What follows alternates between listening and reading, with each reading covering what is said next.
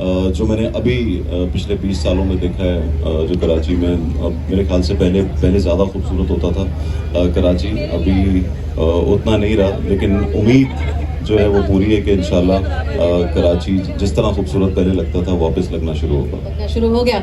आसिम, आप के बाद दोनों वालिदैन जिनका फ़न और आर्ट से ताल्लुक़ रहा, आपने इल्मी अदबी एतबार से भी बहुत सी एक्टिविटी देखी होगी बचपन से। आपकी वालदा इतनी बड़ी फनकार थी तो आपने यहाँ के वो आर्टिस्ट अपने आसपास देखे होंगे यकीनन अपने बचपन में।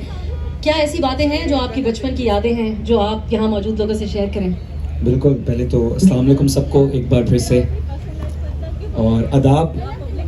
और मैं सबसे पहले तो शुक्रिया अदा करना चाहता हूँ कि हुमायूं भाई ने मुझे अपने साथ बैठने का स्टेज पे ऑनेस्टली मैं ये हमारे मुल्क के दुनिया के हमारे बहुत बड़े सुपरस्टार हैं and it's an honour for मी।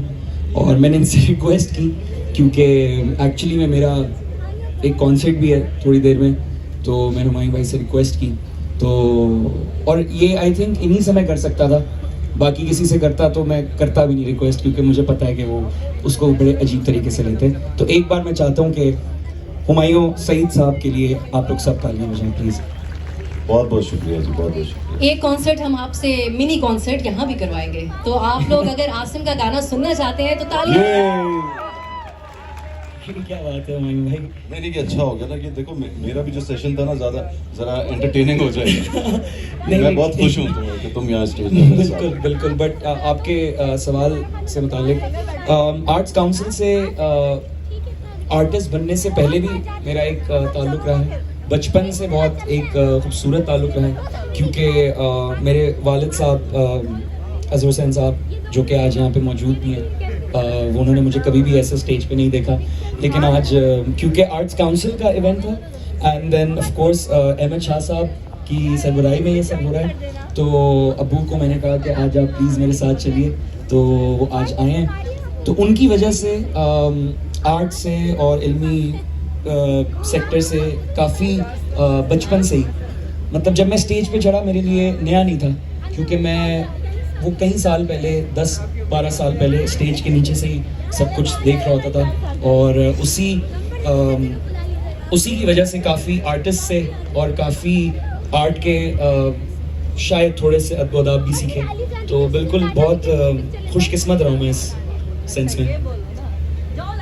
आप लोगों का जो रिस्पांस है वो मैं थोड़ा बेहतर एक्सपेक्ट कर रही थी, तो अब आप ये बताइए कि हम हुमायूं से मेरे पास तुम हो की बात करें या इनका एक और प्रोजेक्ट जिसने दुनिया भर में पाकिस्तान का भी जिक्र हुआ, और वो है द क्राउन, और उसमें लेडी डायना, जिनको कोई नहीं ऐसा शख्स होगा जो ना जानता हो, उनके लव इंटरेस्ट डॉक्टर हसनात का किरदार अदा किया इन्होंने, तो अपना लोहा मनवाया उसमें भी। हुमायूं, आप हमें दोनों में से किसकी बात की जाए?